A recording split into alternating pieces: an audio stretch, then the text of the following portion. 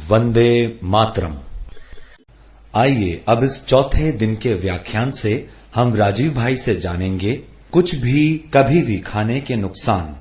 सुबह अधिक भोजन क्यों करें? दाल और दही जैसे विरुद्ध भोजन साथ क्यों न खाएं? जमीन पर बैठकर भोजन करने से मोटापा कम कैसे करें?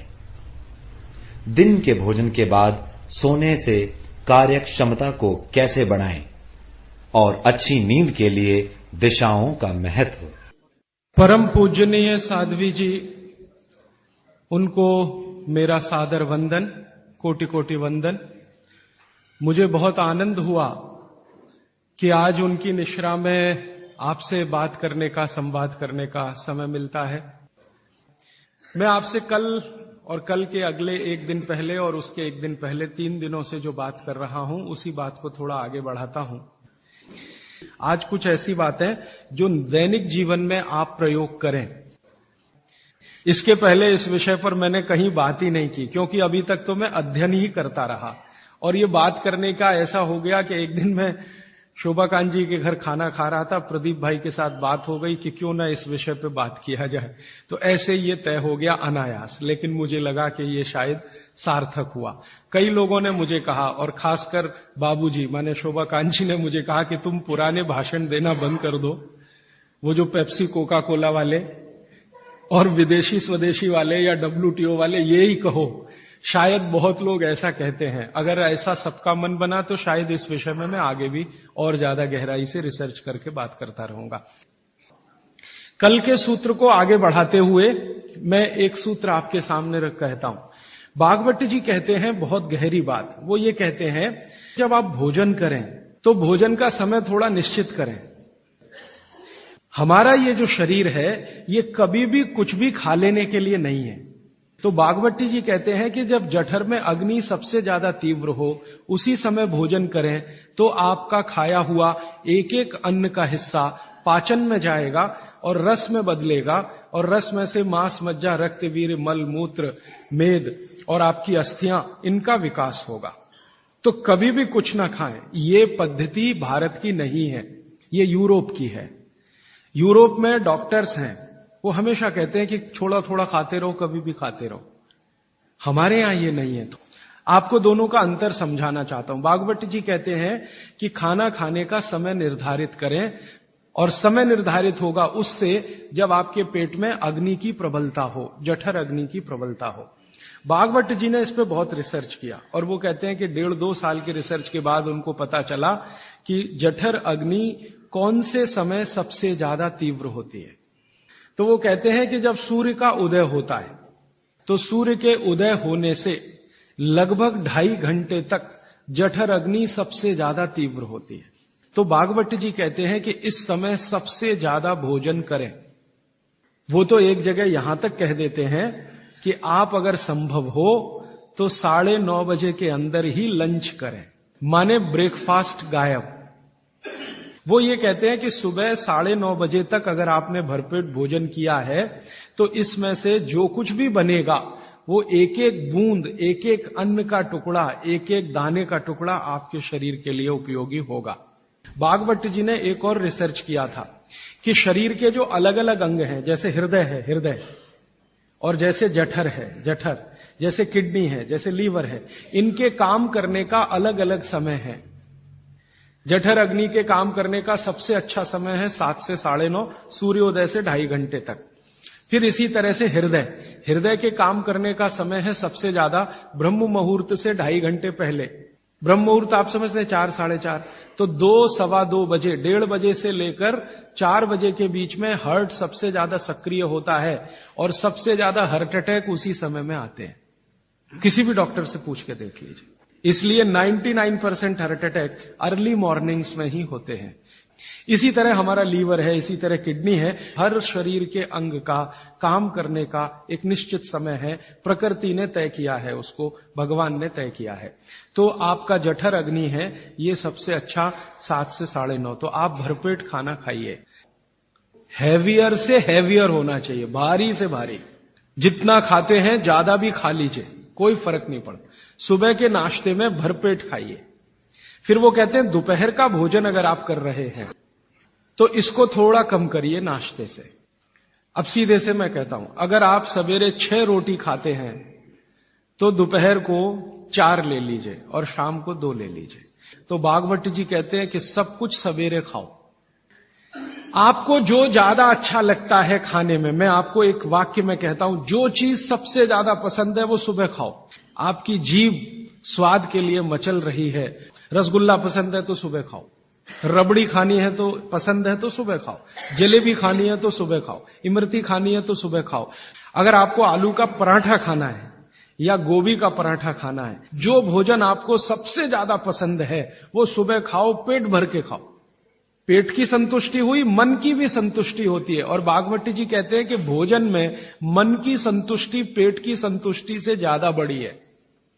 मन हमारा जो है ना, ये खास तरह की वस्तुओं से या हार्मोन से या एंजाइम से संचालित है। मन को आज की भाषा में डॉक्टर्स लोग जो गिनते हैं ना, हालांकि वो है नहीं, लेकिन उन्होंने जो कहा है वो पीनियल ग्लैंड के बारे में है। ये जो पीनियल ग्लैंड है ना, इसमें से बहुत सारा रस निकलता है जिनको हम हार्मोन्स कह सकते हैं, कुछ एंजाइम्स है। ये संतुष्टि के लिए सबसे आवश्यक ग्लैंड है पीनियल ग्लैंड। तो भोजन अगर आपको तृप्त करता है, भोजन में एक तो पेट भरना है और एक तृप्त होना, तृप्त करेगा तो पीनियल ग्लैंड आपकी सबसे ज्यादा सक्रिय है। तो जो भी रस और एंजाइम चाहिए शरीर को, नियमित रूप से समान अंतर पे निकलते रहते हैं। और जो भोजन से तृप्ति नहीं है तो गड़बड़ होती है पीनियल ग्लैंड, और पीनियल ग्लैंड की गड़बड़ी पूरे शरीर में पसर जाती है और आपको तरह तरह के रोगों का शिकार बना दे। अगर आप तृप्त भोजन नहीं कर पा रहे हैं तो निश्चित रूप से 10-12 साल के बाद आपको मानसिक क्लेश होगा और रोग होंगे। मानसिक रोग बहुत खराब है। आप सिजोफ्रेनिया के शिकार हो सकते हैं, डिप्रेशन के शिकार हो सकते हैं, आपको कई ऐसी गंभीर बीमारियां हो सकती हैं।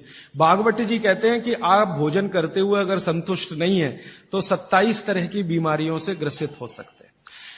अब मैंने ये भागवत जी के सूत्र को चारों तरफ देखना शुरू किया तो मुझे पता चला कि मनुष्य को छोड़कर जीव जगत का हर प्राणी इस सूत्र का पालन कर रहा है।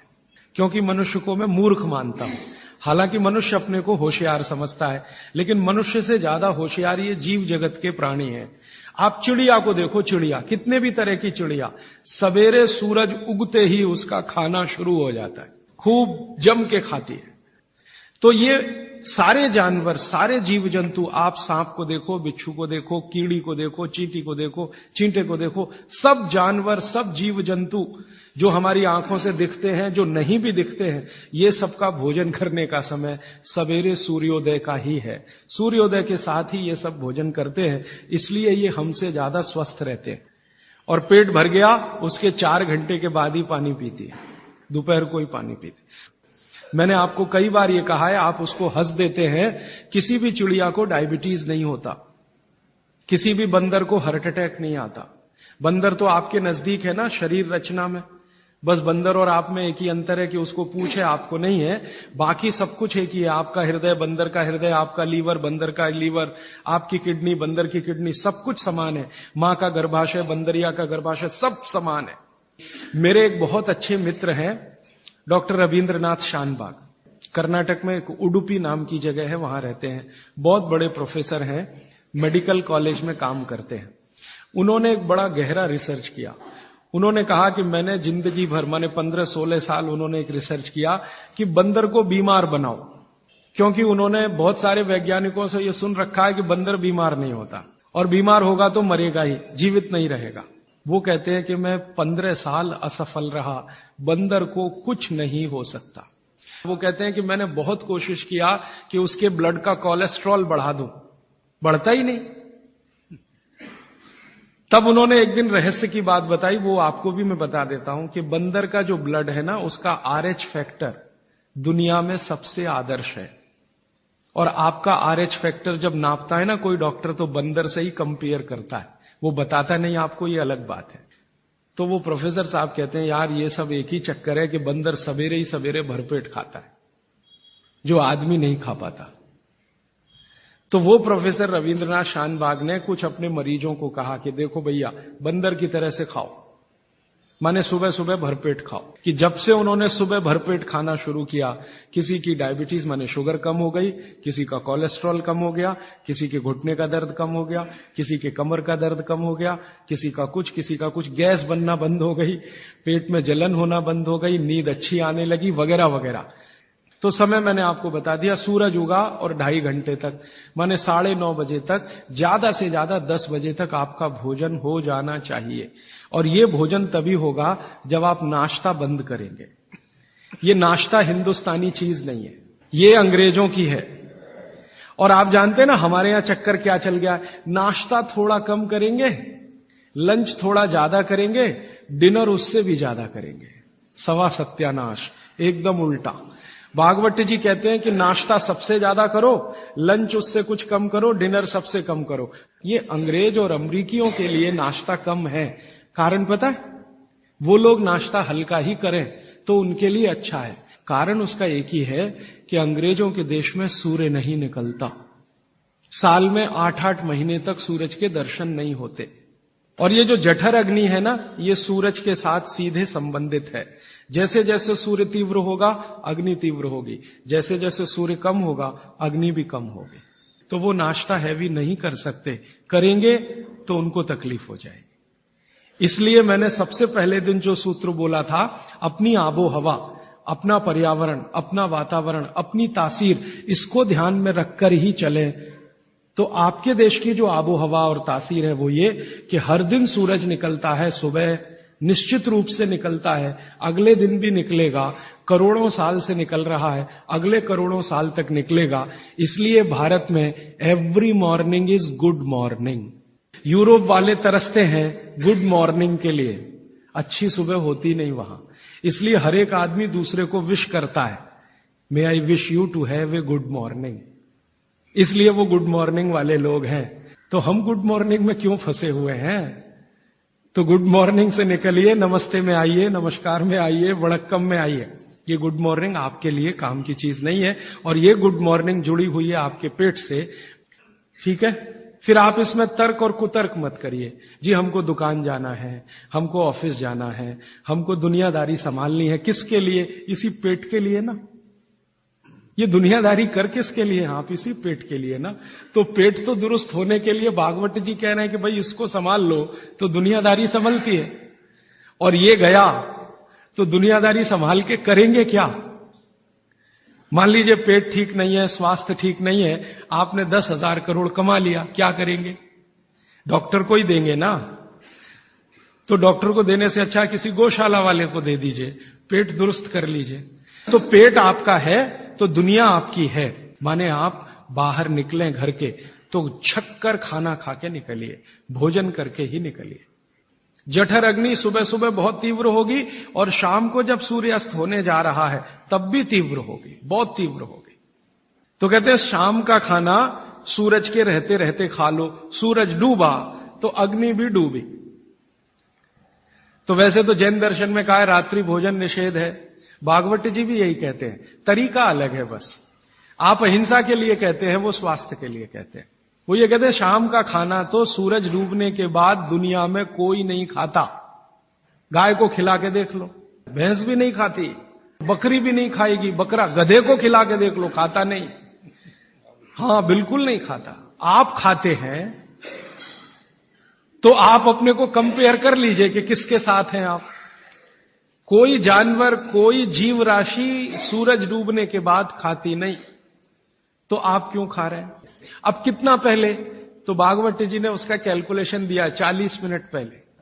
6 बजे डूब रहा है तो 5:20 तक। फिर कहेंगे जी रात को क्या?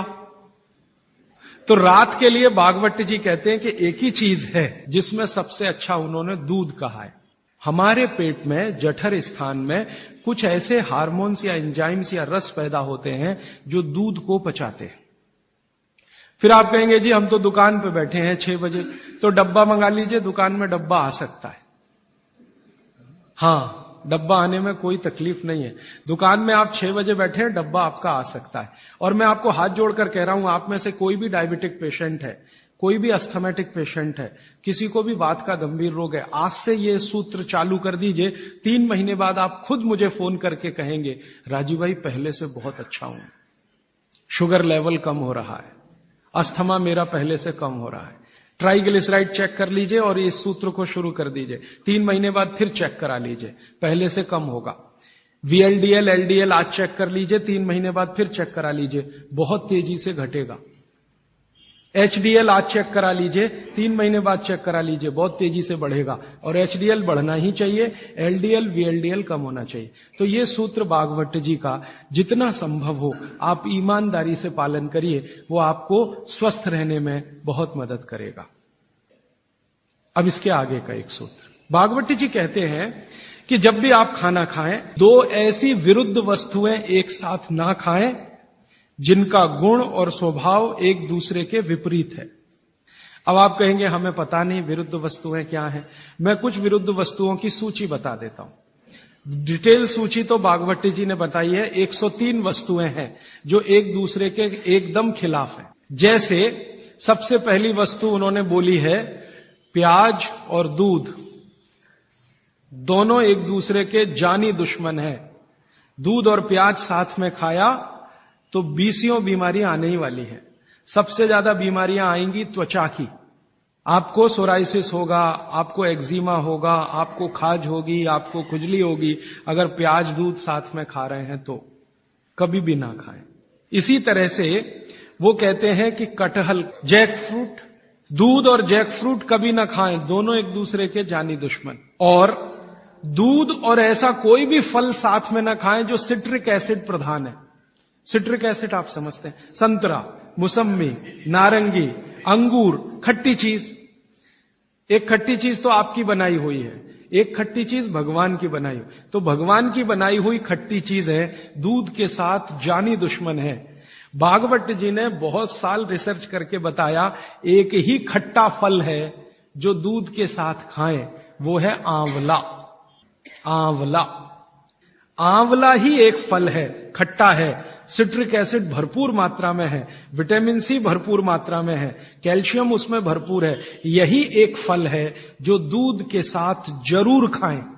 बाकी कोई फल जिसमें खट्टापन है वो दूध के साथ ना खाएं। आम भी, आम अगर खट्टा है तो दूध के साथ ना खाएं, मीठा है तभी खाएं। मीठा आम, एकदम मीठा आम, पका हुआ आम, उसी को दूध के साथ खा सकते हैं। एक और उन्होंने गिना है, कभी भी शहद और घी एक साथ ना खाएं, दुनिया का सबसे खराब जहर है ये। इसी तरह से उड़द की दाल और दही गलती से भी साथ में ना खाएं। उड़द की दाल, द्विदल में सबसे खतरनाक है उड़द की दाल। उड़द की दाल के बारे में जितनी भी रिसर्चेस भारत में हुई हैं वो ये कहती हैं कि ये दालों की राजा है, इसलिए ये अकेला ही खाएं, इसके साथ दही नहीं खा सकते उड़द की दाल के साथ। तो वो कहते हैं उड़द की दाल भरपूर खाएं, मना नहीं है, लेकिन अकेली खाएं। और बाकी जो दालें हैं, अरहर की दाल है, मूंग की दाल है, लेकिन कोई मजबूरी में खाना है तो उपाय मैंने बताया था कि दही गर्म करके खाएं, माने दही में बघार लगा के खाएं ताकि तासीर गर्म हो जाए उसकी, या मट्ठा गर्म करके खाएं तासीर उसकी गर्म हो जाए। लेकिन मेरी आपको विनम्र विनती है, उड़द की दाल के साथ तो बिल्कुल ना दही खाएं, ना मट्ठा खाएं, बघारा हुआ भी नहीं खाएं। भागवत जी कहते हैं कि चलेगा ही नहीं। मैंने एक दिन कहा कि चलो खा के देखते हैं, भागवत जी ने कहा ना खाएं, खा के देखें क्या होता है शरीर को। तो मैंने खाने से पहले मेरा ब्लड प्रेशर चेक किया और उड़द की दाल खाने के बाद दही खाया और फिर ब्लड प्रेशर चेक किया तो मेरा ब्लड प्रेशर 22 से 25% बढ़ा हुआ था। फिर मैंने सोचना शुरू किया कि रोज रोज अगर मैं ये खाने लगूं उड़द की दाल और दही उड़द की दाल तो 100% 6-8 महीने में हार्ट अटैक आ ही जाएगा। इसका मतलब माताओं बहनों से हाथ जोड़कर निवेदन है, दही बड़ा कभी भी नहीं, क्योंकि दही बड़ा में उड़द की दाल का बड़ा अगर है तो दही बिल्कुल नहीं। अगर आपको दही बड़ा खाना ही है तो मूंग की दाल का, मूंग की दाल का बड़ा है, दही बघार कर या मट्ठा बघार कर आप ले सकते हैं। उड़द की दाल का बड़ा सीधे चटनी से खा सकते हैं, दही से नहीं। और अगर शादी ब्याह है आपके घर में तो मीनू बनाते समय ध्यान रखें कि मेहमानों को उड़द की दाल का बड़ा और दही ना परोसें, और अतिथि देवता है, उसको जहर ना खिलाएं। तो ऐसी एक सूची है। तो भागवत जी कहते हैं 2 विरोधी चीजें साथ में ना खाएं। और वो कहते हैं कि अगर आपने ये सूत्र धारण कर लिया तो जिंदगी भर आप निसंकोच बिना किसी रोक के जीवन बिता सकते हैं।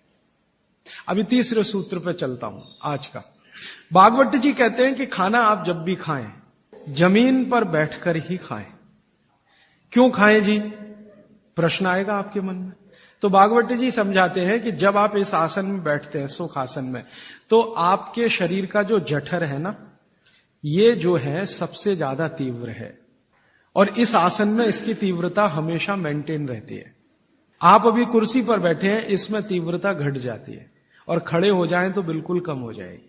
कारण क्या है? आप शरीर के बारे में थोड़ा जानते हैं ना, हमारे शरीर में कई चक्र हैं। एक चक्र जो है ना, ये जो पीछे है, जहां पर आपका हिप जॉइंट्स और आपका ये जो मन का होता है, जहां मिलते हैं, वो सबसे महत्वपूर्ण चक्र है। ये प्रदीप्त होता है तभी, मन दीप्त होता है जब आप इस स्थिति में बैठें, और इसका जठर पर सीधे असर है।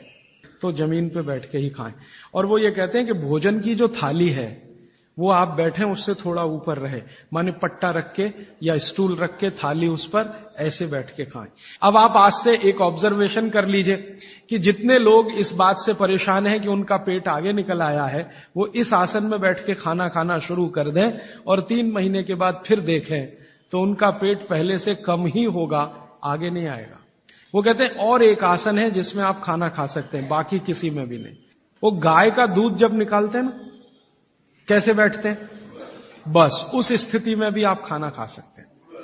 उकड़ू, कि जो शरीर श्रम ज्यादा करते हैं, जैसे किसान, जैसे हमारे कारीगर मजदूर, उनके लिए उकड़ू बैठकर खाना खाना सबसे अच्छा। खाते भी हैं, माने वो चेले हैं सब भागवत के।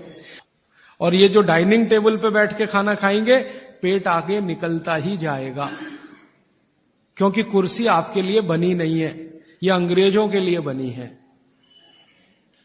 अंग्रेजों के लिए कुर्सी इसलिए बनी है कि ठंड बहुत है ना, तो जॉइंट्स कड़क रहते हैं उनके, सभी जॉइंट्स कड़क होंगे, कठोरता आएगी।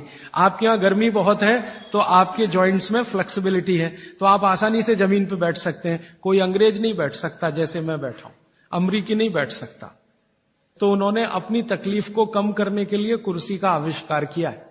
आधे तो बैठे, वो आपके लिए नहीं है कुर्सी, ये अंग्रेजों की देन है। तो मेरी आपको विनती है कि डाइनिंग टेबल पे खाना ना खाएं।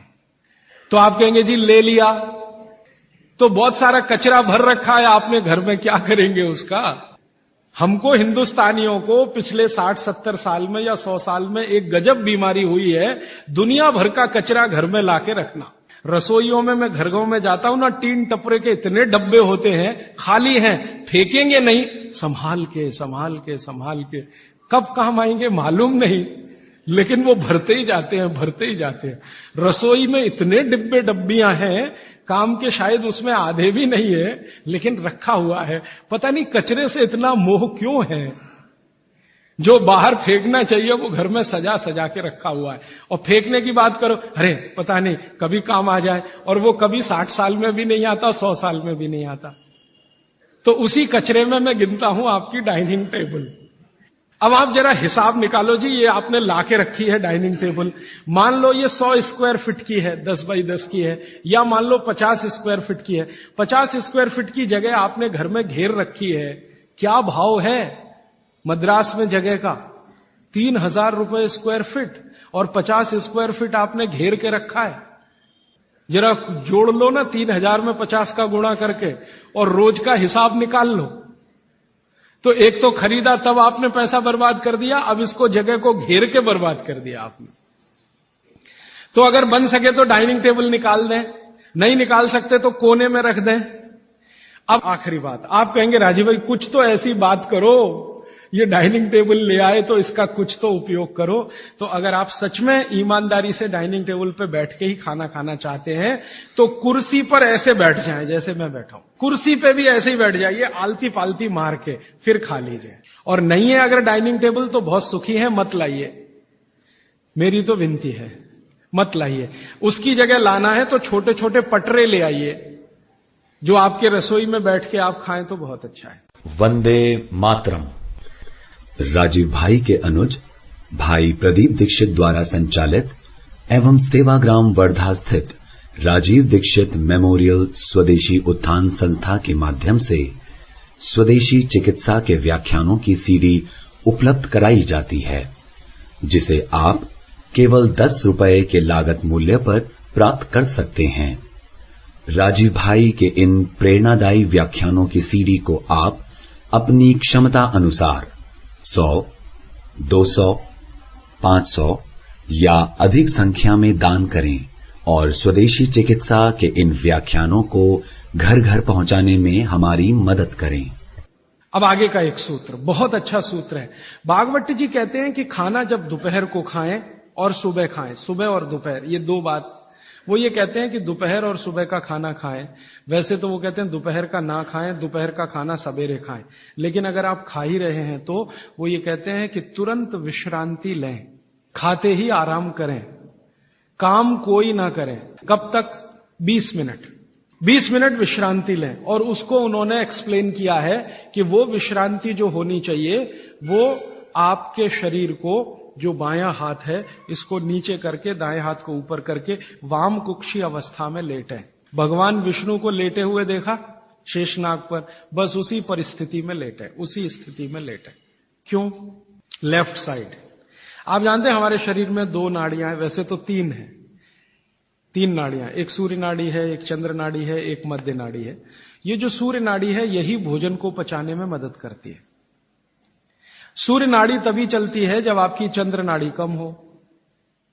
भोजन पचाना है सुबह का और दोपहर का, सूर्य नाड़ी तीव्र होनी ही चाहिए। तो लेफ्ट साइड में लेटो तो तुरंत सूर्य नाड़ी शुरू हो जाती है। वैसे तो अगर आप स्वस्थ हैं तो खाना खाते ही आपकी सूर्य नाड़ी अपने आप शुरू हो जानी चाहिए। नहीं हो रही है तो लेफ्ट साइड में लेट जाइए, लेटते ही शुरू हो जाएगी। 20 मिनट जरूर लेटें। फिर आप कहेंगे जी नींद आ गई, तो भागवती जी कहते हैं ले लो एक झपकी। वो ये कहते हैं रोको मत इस नींद को। जो सूत्र उन्होंने लिखा है कि दोपहर भोजन के बाद या सुबह भोजन के बाद अगर आपको आलस्य है शरीर में, तो वो कहते हैं कि बिना संकोच इस झपकी को ले लो। 20 मिनट की झपकी ले लो, ज्यादा से ज्यादा 40 मिनट की ले लो, इसके आगे नहीं। तो अगर आप भोजन के बाद इस विश्रांति ले लें 20 से 40 मिनट, तो अगले आधे दिन काम करने को बहुत एनर्जी आपके पास आएगी। आप चाहें तो आज ही करके देख लें। मैं इस सूत्र को वैसे कल विस्तार से समझाने वाला हूं कि शरीर के 14 वेग होते हैं, वेग, उनको कभी भी रोके नहीं। उसमें से निद्रा है, नींद जो है ना, ये एक वेग है। तो वो कहते हैं कि दोपहर के खाने के बाद अगर आलस्य आ रहा है तो ये स्वाभाविक है, क्योंकि खाना खाते ही जठर अग्नि प्रदीप्त होगी। अग्नि प्रदीप्त होने के लिए मैंने आपसे कल समझाया था ना, ब्लड की जरूरत पड़ेगी। तो सारे शरीर का खून पेट में रहता है जब तक खाना पचता है, तो बाकी अंगों को खून की कमी है तो प्रेशर बढ़ेगा, तो ब्रेन को प्रेशर आता है, तो ब्रेन रिलैक्स होना चाहता है, इसलिए भोजन के बाद आपको सुस्ती आएगी ही। ये प्रकृति का नियम है। तो आप ले लेना उस नींद को, छोड़ते क्यों हैं? बहुत कीमती है, लोगों को मिलती नहीं, गोलियां खाते हैं फिर भी नहीं आती। मैं आपको और एक छोटी सी जानकारी बताऊं कि भागवती जी के इस सूत्र पर यूरोप और अमेरिका में बहुत रिसर्च हो रही है आजकल। और ब्राजील और मैक्सिको और ऑस्ट्रेलिया, तीनों देश की सरकारें 2008 में कानून बनाने जा रही हैं कि हर एक कर्मचारी को लंच के बाद झपकी लेने के लिए ब्रेक देना कंपलसरी है। तो उन्होंने ये महसूस किया है कि जिन कर्मचारियों को दोपहर खाने के बाद वो झपकी लेने की छूट दे रहे हैं, उनकी काम करने की एफिशिएंसी 3 गुना बढ़ गई है। तो तो आप भी महसूस कर सकते हैं। और माताओं बहनों को तो विशेष विनती है, क्योंकि आपका घर का काम भी कुछ कम नहीं है। किसी भी फैक्ट्री को चलाना बहुत आसान है, घर चलाना बहुत मुश्किल काम है। और घर में भी सबसे मुश्किल काम है बच्चों को बड़ा करना। मैं मानता हूं दुनिया में इससे बड़ा कोई काम नहीं।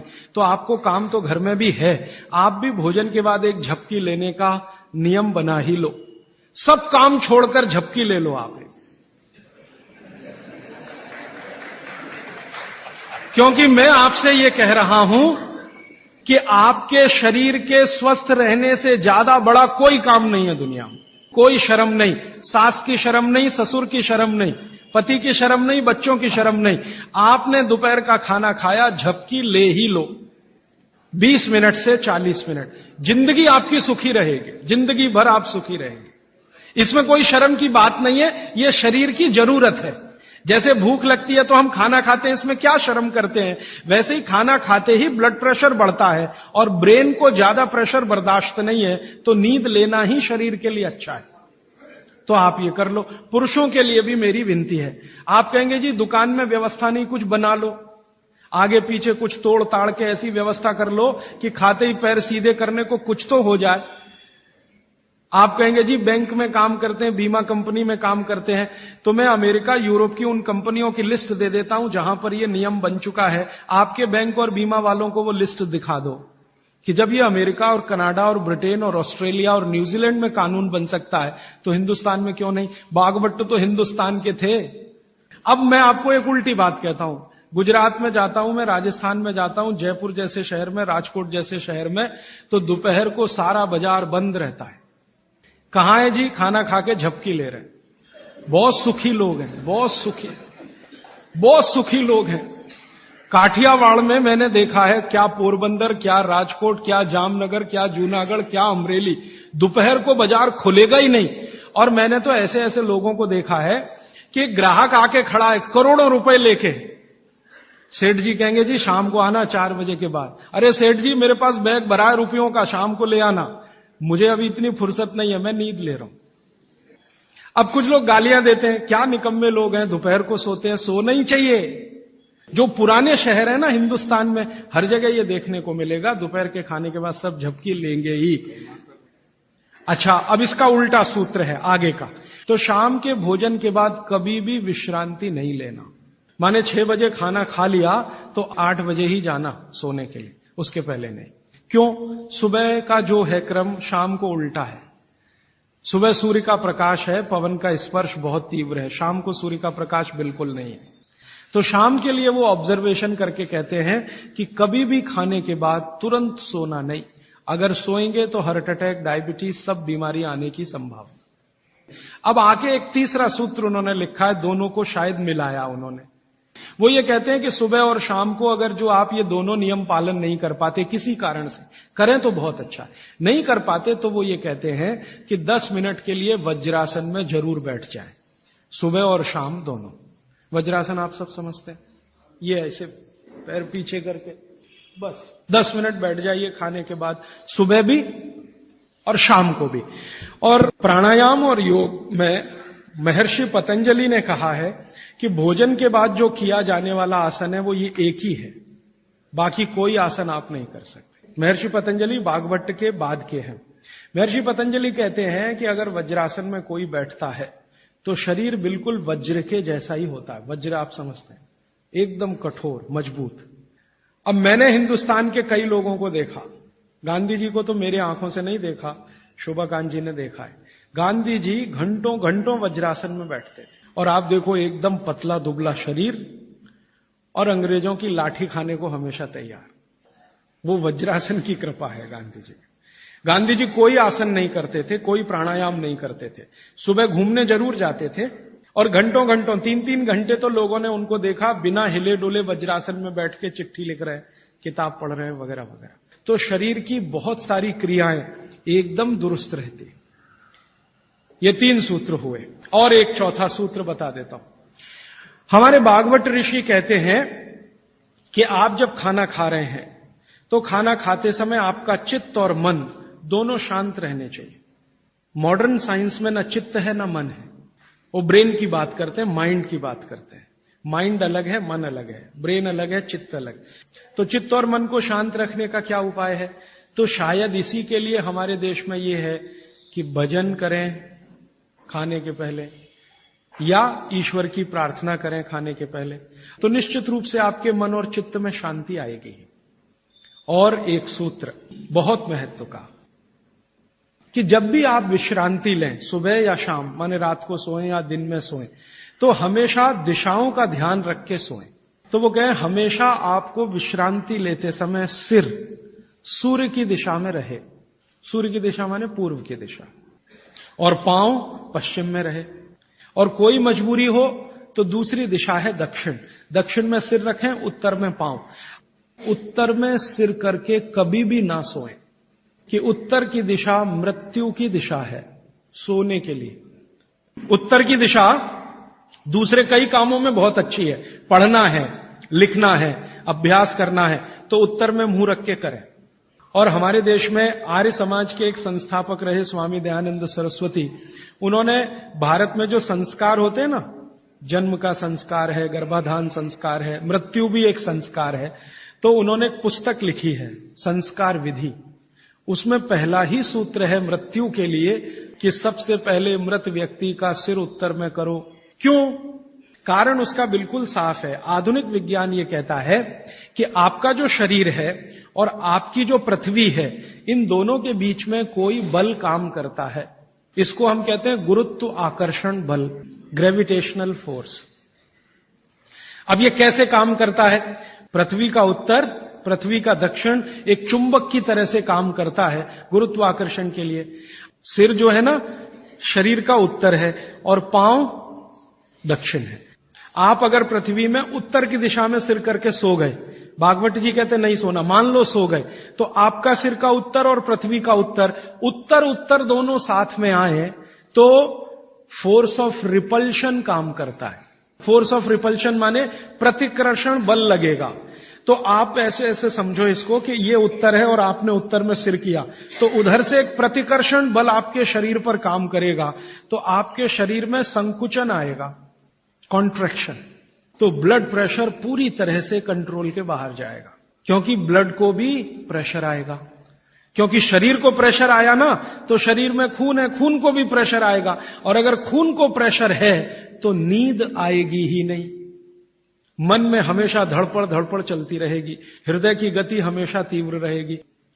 अब इसका उल्टा कर लो, आपका सिर दक्षिण में कर दो, ठीक है?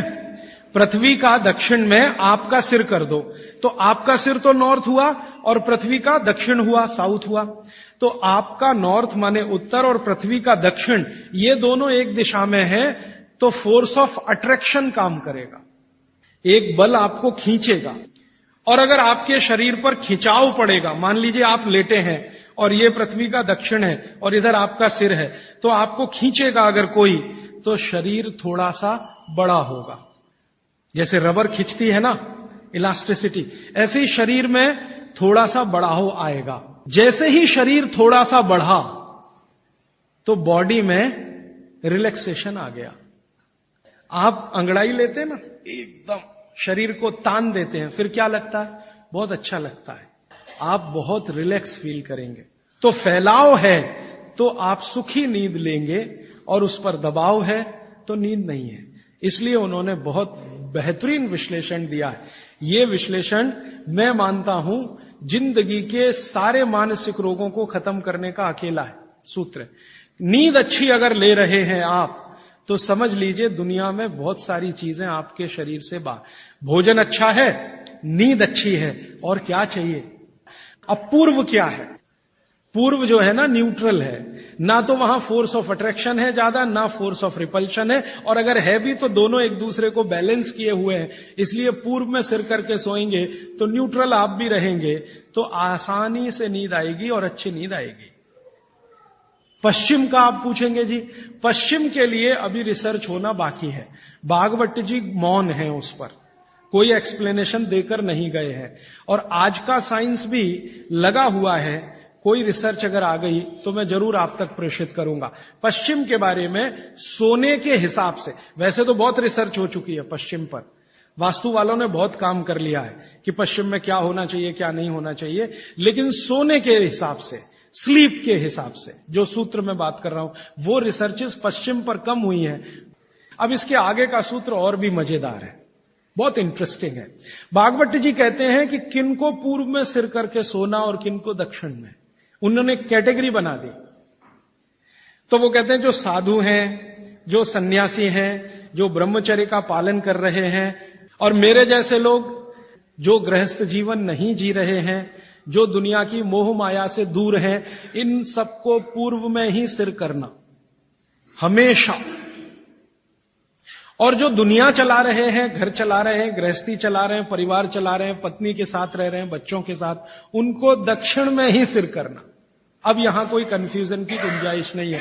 आप अपना याद रखो, मैं मेरा याद रखता हूं। अच्छा, आज के लिए इतने ही सूत्र। अब आप सवाल पूछ सकते हैं। साउथ डायरेक्शन में फोर्स ऑफ अट्रैक्शन है कहा आपने? सिर के लिए?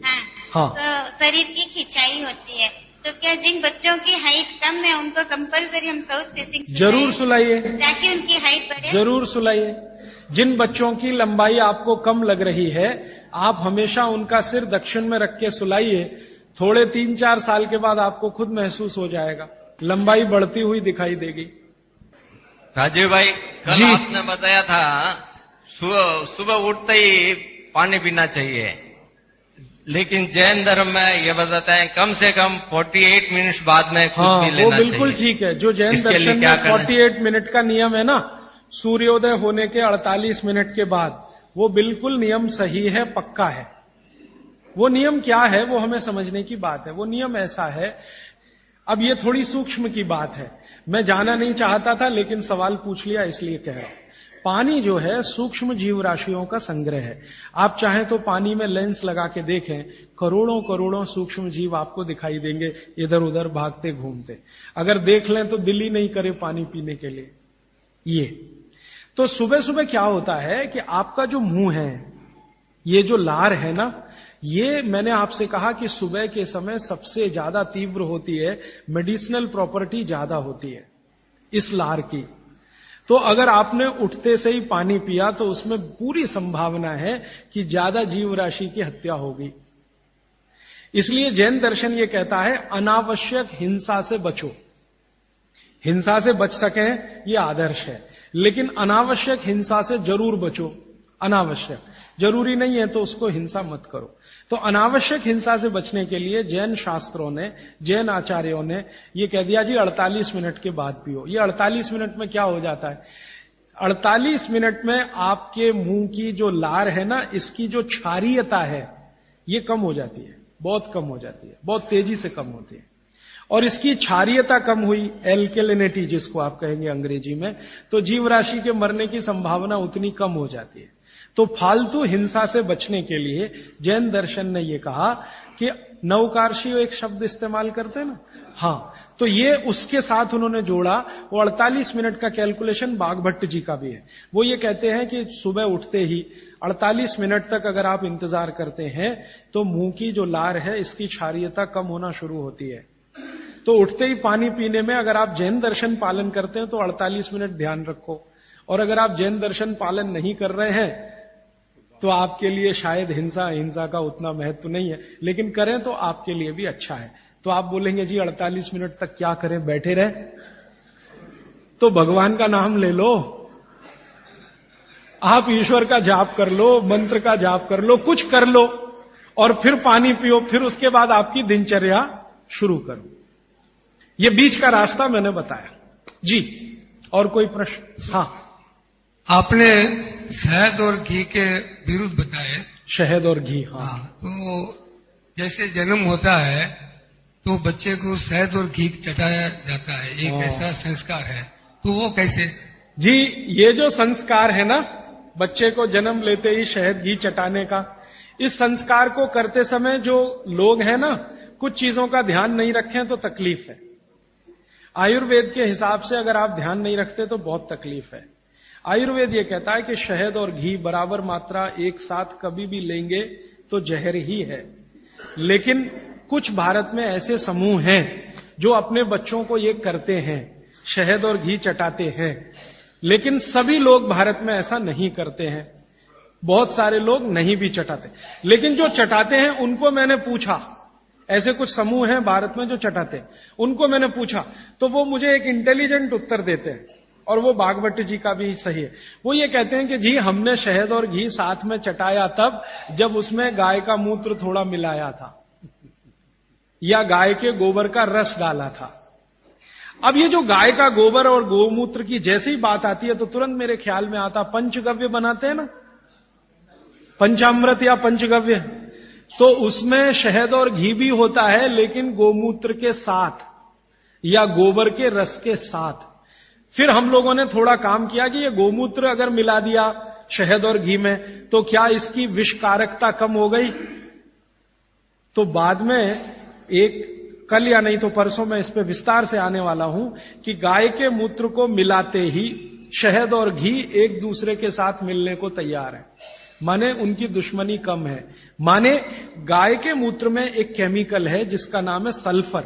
ये सल्फर दुनिया का अकेला केमिकल है जो दो विष के बीच में डालो तो दोनों को न्यूट्रल करता है, लेकिन खुद का प्रभाव बढ़ाता है, तो सल्फर बढ़ता है। तो कुछ लोगों को मैंने पूछा जो ये कर रहे हैं, तो वो कहते हैं हम बच्चे को शहद और घी चटाते हैं, लेकिन थोड़ा गोमूत्र देकर, माने थोड़ा गोमूत्र 1 बूंद या आधा बूंद मिलाकर, तो शायद उनके लिए वो अनुकूल पड़ता हो। लेकिन आप ये ना करें, ये मेरी विनती है। आप इसको, बच्चे को अगर चटाना है तो खाली घी चटा दें, अगर चटाना है तो खाली शहद चटा दें, शहद और घी मिलाकर ना चटाएं। एक ही कंडीशन है कि जब बच्चे को कोई ऐसा गंभीर रोग ना हो, अगर मान लो कोई बहुत गंभीर रोग है जिसमें विष ही देना है, मान लीजिए कई रोग ऐसे हैं जिसमें विष दवा का काम करता है, ऐसे कई रोग हैं जिसमें विष दवा का काम करता है, उस कंडीशन में जरूर बच्चे को दिया जा सकता है।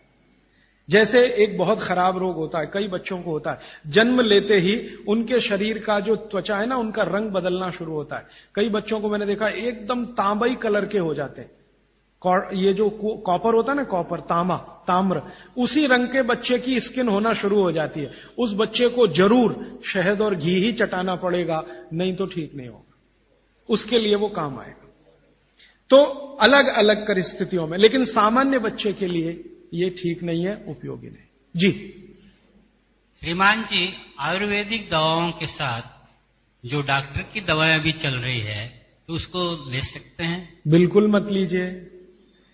दवा जो है ना, आप भरोसे से आयुर्वेद की लीजिए तो उससे ही आपको बहुत बड़े परिणाम मिल जाएंगे।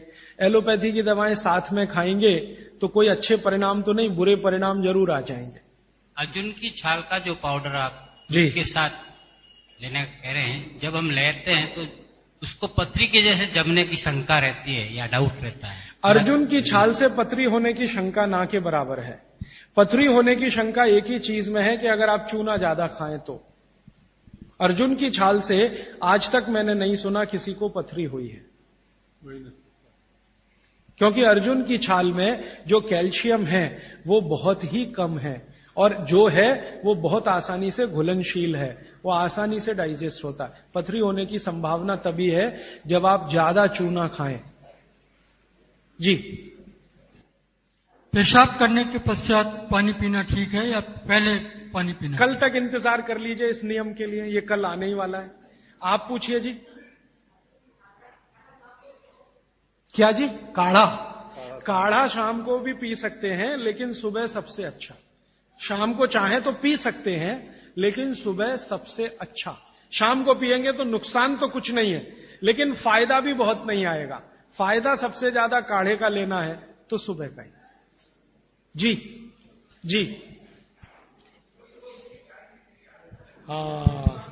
जी, इनको चाय पीने की आदत है सुबह उठते ही, बहुत लोगों को होगी। इसका नुकसान बताएं।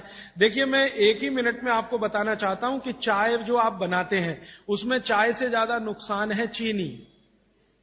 ये जो शुगर है ना, चीनी, इसका चाय के साथ कोई मेल नहीं है। अगर आप चाय पी रहे हैं, वैसे तो मत पिए, क्योंकि आपकी तासीर के अनुकूल नहीं है। चाय के जो केमिकल है ना, भारत के लिए उपयोगी नहीं है, भारत में रहने वाले लोगों के लिए। यूरोप और अमेरिका के लिए बहुत अच्छी है यही चाय, हमारे लिए वो जहर है। कॉफी तो और भी ज्यादा, गर्म देशों में चाय कॉफी अच्छी नहीं है। फिर भी अगर आप पी रहे हैं, आप मानते हैं कि खराब है, लेकिन क्या करें, आदत से मजबूर है। तो मैं एक तरीका बता देता हूं। वो तरीका ये है कि चीनी की जगह गुड़ की चाय पी लीजिए। क्यों पी लीजिए वो समझिए। गुड़ जो है ना क्षारीय है और चीनी है ना अम्लीय है। चीनी जब डिसइंटीग्रेट होती है तो उसके जो अंतिम परिणाम है वो एक एसिड के रूप में ही है, और गुड़ जब डिसइंटीग्रेट होता है तो उसका अंतिम परिणाम है वो क्षार के रूप में है। आपके पेट में अम्ल वैसे ही बहुत है और सुबह सुबह तो ज्यादा ही होता है, और उस समय अम्ल वाली चाय और पिए जो चीनी मिलाई हुई है तो ये एसिडिटी ही बढ़ाएगी आपकी। तो बेहतर है कि आप चाय पिए तो गुड़ वाली पिए। अब गुड़ वाली चाय जब पिएंगे तो दूध नहीं डाल सकते उसमें, क्योंकि दूध फट जाएगा गुड़ से, क्योंकि दूध और गुड़ की दोस्ती नहीं है। तो फिर बिना दूध की चाय पिए। तो आप काली चाय पिए, गुड़ डाल के पिए। और मेरी छोटी सी एक बात अगर मान लें कि अगर काली चाय गुड़ डालकर आप पी रहे हैं तो थोड़ा सा नींबू का रस डालें तो न्यूट्रलाइज होगी ये। नींबू का रस एसिडिक है, गुड़ जो है ना क्षारीय है, तो गुड़ मिलाई हुई चाय को अगर न्यूट्रल करना है तो थोड़ा नींबू डालकर नींबू की चाय पिए। ठीक है, ऐसा कर। लेकिन इसको पीने से पहले पानी जरूर पिए, वो नियम ना भूलें जी। हां, इसलिए मैंने बोला कि गुड़ में जो है ना क्षार है और नींबू जो है एसिडिक है, तो क्षार अम्ल मिले तो न्यूट्रल होगा, तो न्यूट्रल चाय हो जाएगी जब आप पिएंगे। मैं नहीं चाहता कि क्षारीय तत्व भी ज्यादा जाए आपके पेट में, क्योंकि क्षार भी नुकसान करता है। तो गुड़ डाल दिया तो क्षारपन आया चाय में, तो थोड़ा 2-3 बूंद नींबू के रस की डालिए तो फिर न्यूट्रल हो जाएगा, वो आप पिए। तो जीवन भर आप बिना किसी दुख और तकलीफ के पी सकेंगे उसको। और अगर आपको बन पाए तो हरे पत्ते की चाय ही पिए। ये जो चाय आती है ना बाजार में, टी डस्ट, ये आप में से किसी के लिए भी अच्छी नहीं है। आपको अगर पत्ते वाली, हरे पत्ते वाली चाय मिल रही है तो वो कम से कम इतना जरूर फायदा है कि वो एंटीऑक्सीडेंटल प्रॉपर्टी वाली है, क्योंकि हरे पत्ते को सीधे निकालकर सुखाकर आप बना रहे हैं। तो वो इससे बेहतर है जो चूरे वाली चाय आप पी रहे हैं, थोड़ी बेहतर है जी। कई देशों में हमने देखा है कि भोजन लेते समय वज्रासन में बैठ के भोजन लेते हैं। तो ईस्टर्न कंट्रीज में करते हैं, इंडोनेशिया में, मलेशिया में, थोड़ा सा मंगोलिया में जाएं तो वहां भी करते हैं। वज्रासन में बैठकर वो लोग भोजन कर सकते हैं, आपके लिए उतना अनुकूल नहीं है, क्योंकि आपको भोजन के बाद वज्रासन करना अनुकूल है। भोजन करते समय आपके लिए सुखासन या उकड़ू बैठकर आसन वही अनुकूल है। अब ये क्यों है, एक दिन रुक जाइए, परसों मैं एक्सप्लेन करने ही वाला हूं। और मैंने ये भी नोटिस किया है कि यहाँ के लोग भोजन लेने के बाद शहद लेना वाजिब समझते हैं, इसलिए क्योंकि डाइजेशन में हेल्प करता है। लीजिए ना, मैंने मना नहीं किया, लेकिन जैन दर्शन का पालन अगर आप कर रहे हैं तो मत लीजिए। और अगर आप जैन दर्शन में पालन नहीं कर रहे हैं अपने जीवन को, तो आप शहद लेने के लिए स्वतंत्र हैं। जैन दर्शन में है तो मैं स्ट्रिक्टली बोलूंगा ना करें, क्योंकि उसमें हिंसा और अहिंसा की बात आएगी। शहद जो है ना जीव राशियों का समूह है, और बड़ी मक्खी के शहद में ज्यादा जीव राशियां। पानी कितना लेना चाहिए ये सबके लिए अलग अलग है, तो इसका सूत्र बता देता हूं। हर व्यक्ति को कितना पानी पीना चाहिए, आप अपना वजन करिए। वजन अगर 60 किलो वजन है तो 10 से भाग दीजिए इसमें, तो 6 आएगा, और 2 घटा दीजिए, तो आप 24 घंटे में 4 लीटर पानी पी सकते हैं। अगर 70 किलो वजन है तो 10 से भाग दीजिए, 7 आएगा, 2 घटा दीजिए, तो 5 लीटर पूरे 24 घंटे में पानी पी सकते हैं। किसी का वजन 40 किलो है, 10 से भाग दीजिए, 4 आएगा, 2 घटा दीजिए, 2 लीटर पानी पूरे दिन में पी सकते। हर व्यक्ति अपने वजन के हिसाब से पानी तय कर ले, जितना वजन 10 का भाग और 2 घटाना।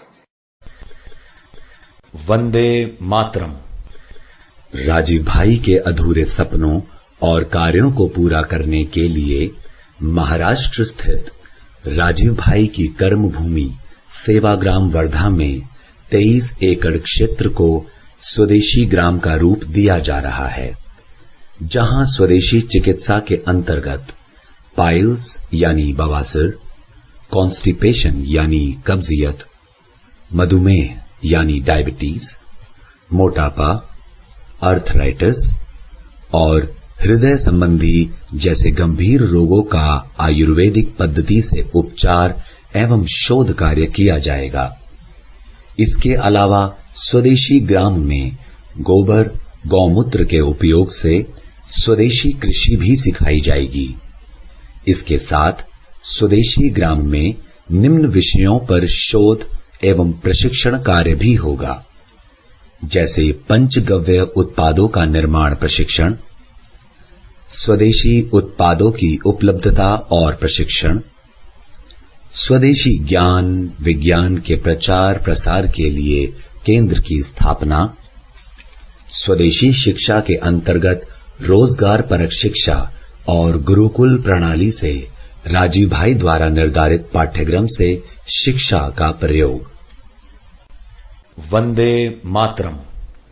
राजीव भाई द्वारा बताई गई विधियों के आधार पर हमारे ट्रस्ट की ओर से देश भर में निशुल्क स्वदेशी चिकित्सा के शिविरों का आयोजन हो रहा है, जिसमें आप हाई बीपी एवं लो बीपी यानी रक्तचाप, बवासीर यानी पाइल्स, कॉन्स्टिपेशन यानी कब्जियत, एसिडिटी, मोटापा, आर्थराइटिस, हृदय रोग और मधुमेह जैसी असाध्य बीमारियों पर निशुल्क परामर्श ले सकते हैं।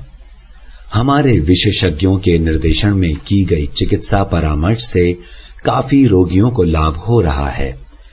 आप अपने शहर या गांव में इस तरह के शिविरों का आयोजन करवा सकते हैं या आसपास होने वाले शिविरों में भाग ले सकते हैं।